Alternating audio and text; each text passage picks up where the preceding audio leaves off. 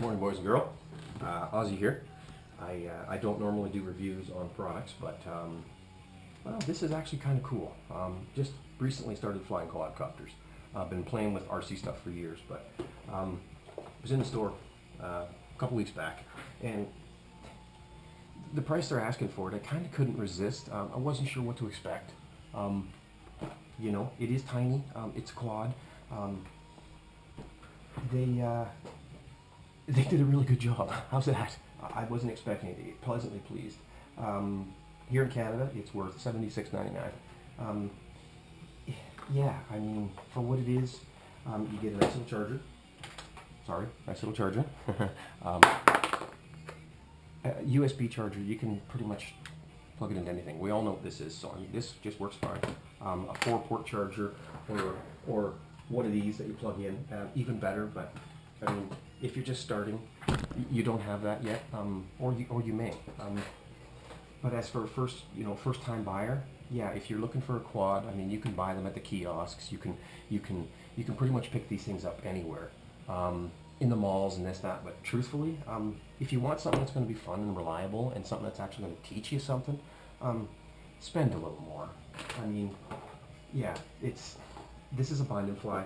I'm going to run it on my Spectrum DX9 just because. I mean, they come with they come with a radio if you get the ready to fly.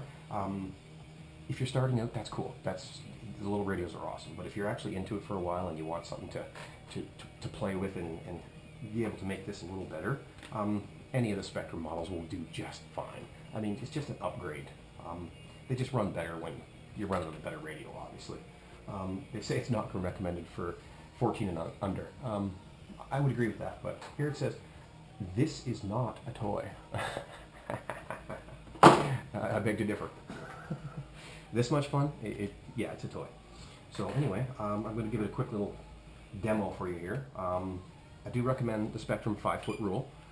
When you're buying something, original after it's been bound and all that sort of thing, really, every time you initialize, be 5 feet away. It makes it much easier. And you will run into way less issues, right? So I'm just going to float it for a minute, see what it does, and just show you how smooth and yeah, I mean, yeah. So now it's ready. So I'm going to buzz it around for a minute.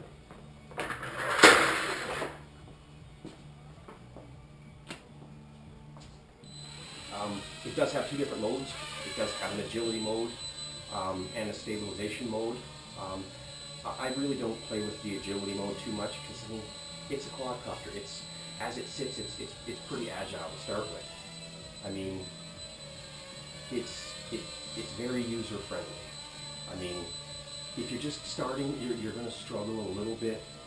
But I mean, as for someone, if you're just thinking about getting into quadcopters and whatnot and so forth, this little Nano QX Nano is by far like one of the coolest I've seen, and smooth. I mean, I can't get over how smooth it is. It just, you really can't beat it for the price. I mean, and durable. I mean, you can hammer it. You can beat it against the wall, and it really doesn't care. It comes with extra blades and 1 battery. But yeah, it's just a ton of fun for next to nothing. And I mean, the factory radio will work just fine. You don't have to go out and buy one of these to have fun. It doesn't work like that, but it's just, we've already got these. I mean, if you're an RC guy and you've been flying for a couple of years, you've got something like this. You just know it works better. Yeah, too much fun. Just keep orientation, I would say, the best if you're starting. Orientation's a little tough when you get started, but I mean, it's after a while, there's not much to it. It becomes second nature after a while. Don't give up if you get frustrated. It's so pleasing when you catch on, and after a while, it really is like riding a bike. You won't get tired of it. The more batteries, the better. They're cheap, so grab as many as you can. If you catch on to it, you're going to be upset that you only have one battery. So if you're going to buy it, grab a couple more. I mean, the LiPos today, they're impressive. You can get 5 minutes flight out of this quite easily. So the other version here, the other one you see sitting on the table, this is the first person version, and this you're running more closer to 3 minutes. There's no warning. When it's done, it's done. It wants to when the battery's dead, it's going to drop like a stone. So hover the first battery, find out what your batteries are. They may vary. They may be good. In some places, the batteries just vary. LiPos, they're pretty much all around the same flight time, but they may vary from 20 to 30 seconds depending on, well, just depending on the quality of the battery. So yeah, have fun. Pick it up. You'll like it.